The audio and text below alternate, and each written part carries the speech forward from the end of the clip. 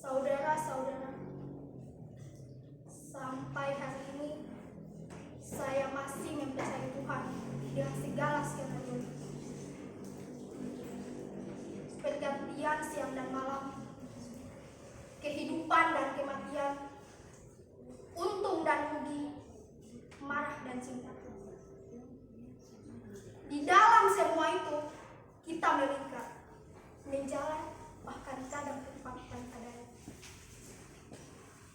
Beragam bisa dilakoni dengan bermacam rasa yang terkadang menjelma benang kusut. Dibutuhkannya kesabaran untuk mengurainya. Dan manakala kesabaran yang kita miliki kian menipis atau sama sekali sirna, adakah orang lain akan datang menawarkan pertolongan, memberi kesejukan pada pikiran dan perasaan seperti benang kusut? Teramat berat bagi saya untuk berbagi kisah ini. Kisah yang saya sebut sebagai episode daun kering.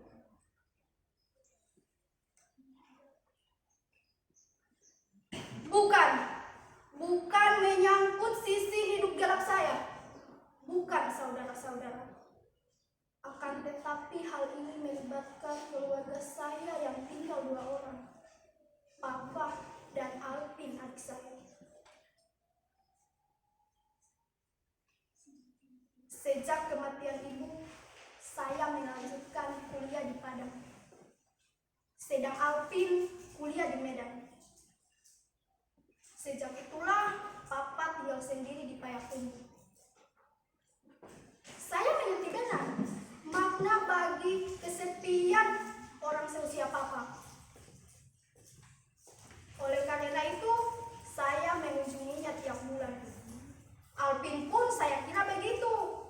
Namun, Payakumbuh dan Medan terbentang jarak yang tidak dekat, maka Alvin hanya pulang tiap liburan semester.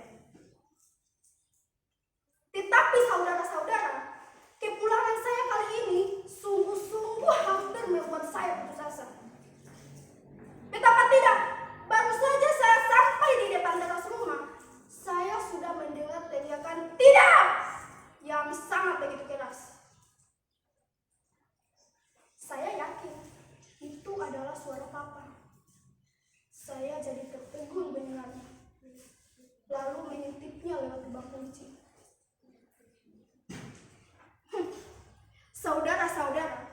Saudara-saudara tahu apa yang saya lihat? Saya menyaksikan Papa berdiri di samping meja telepon dengan kepala tertunduk dan wajah kuyup. Sempoyongan ia berjalan menuju sofa. Kecewa, marah, sedih, dan entah makna apa lagi yang dapat dibaca dari raut wajahnya. Heran, tidak mungkin Papa begitu. Tidak mungkin. Papa saya bukan lelaki yang rapuh. Ia lelaki yang paling tegar yang pernah saya kenal. Ia cerdas, meskipun terkadang sangat egois. Masih terlalu jelas ingatan saya ketika ia memutuskan guru babi sebagai olahraga pengisi kesendiriannya. Waktu itu, saya lihat Papa duduk di sofa. Ia membaca koran. Kelihatan santai. Saya datang dan mengambil tempat di sofa lain. Oke, silakan Papa guru babi. Tapi membeli anjing dengan seharga 2 juta lebih, saya tidak setuju. Itu haram, Pak. Hehehe. Jika tidak dibeli, Papa dapat anjing dari mana? Mana ada anjing kurap yang bisa berbagi? Atau anjing jadi yang dibagi-bagi secara gratis? Nah, membeli anjing itu tidak apa-apa, asal tujuannya baik. Nah, menyelamatkan tanaman petani dari hama babi kan perbuatan mulia. Bayangkan babi-babi temuk itu diburu dengan anjing kurap. Ia akan tetap merdeka melahap tanaman petani, dan petani tidak akan makan. Dan kamu rela petani mati kelaparan?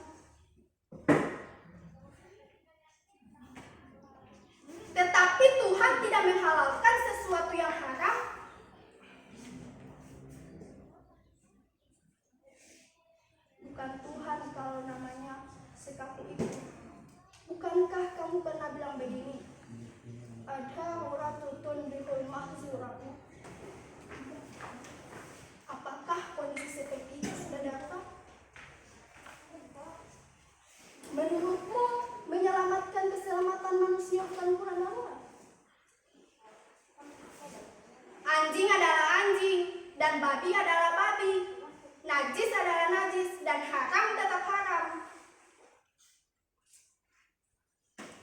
Bukan Tuhan kalau namanya sekaku itu. Tuhan itu cerdas, nak. Ia tidak akan ciptakan tanah kalau memang kita dilarang menyentuh benda najis. Bah, banyak sekali alasan Papa untuk membenarkan keinginan dan perbuatannya.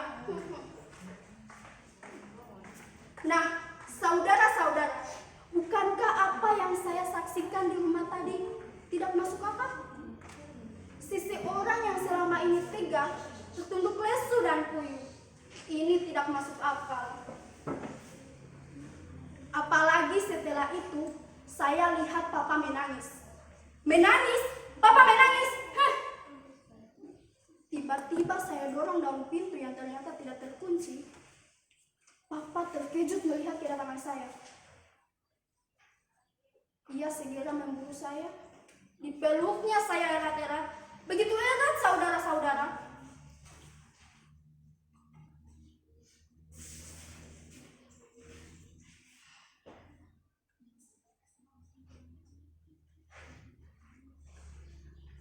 Di dalam pelukan saya, tiba-tiba tangis Papa tumpah. Saya jadi kikuk. Setelah agak lama, Papa saya ajak duduk. Ia masih menangis tergesa-gesa. Saya mengambil segelas air putih ke belakang. Papa masih menangis.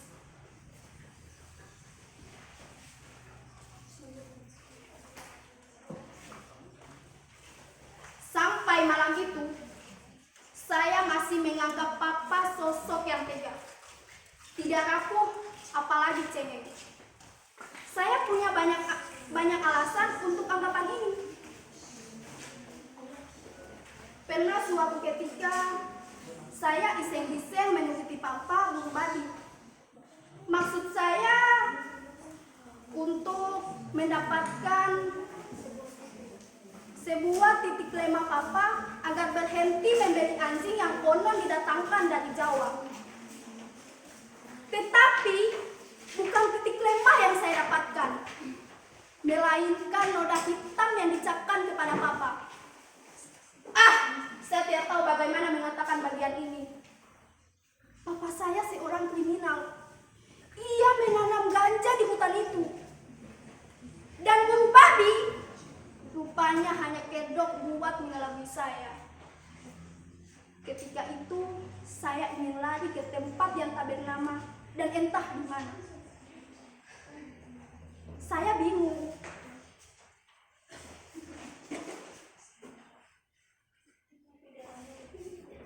Tetapi darah muda saya berkata lain. Ya, saya mesti melawan. Saya ambil beberapa helai daun jahanam yang tengah ditanam, yang tengah dijemur oleh anak buah Papa untuk saya lintip. Kemudian saya mencari Papa. Saya temukan Papa sedang merintih. Katanya diserudak babi hutan. Ia hanya merintih, bukan menangis. Tiba-tiba rasa iba menjalar di dada saya. Tetapi rasa benci telah beruang. Iba tiba-tiba terhalau oleh benci. Seperti tidak terjadi apa-apa, saya menyalakan lentingan tadi, menghisapnya dalam-dalam dan hempuskan asapnya ke arah Papa. Papa mencari bau itu, lalu berdiri dan melayangkan tamparan keras ke arah saya. Buang! Buang, kataku. Aku menanam ganja itu bukan untuk anak-anakku.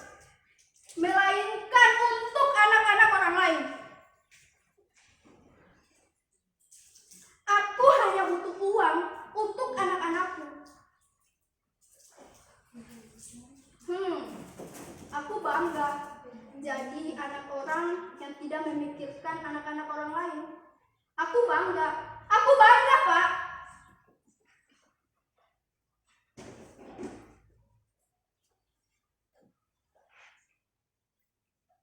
Saudara-saudara, sekarang Papa menangis. Saya benar-benar kesal.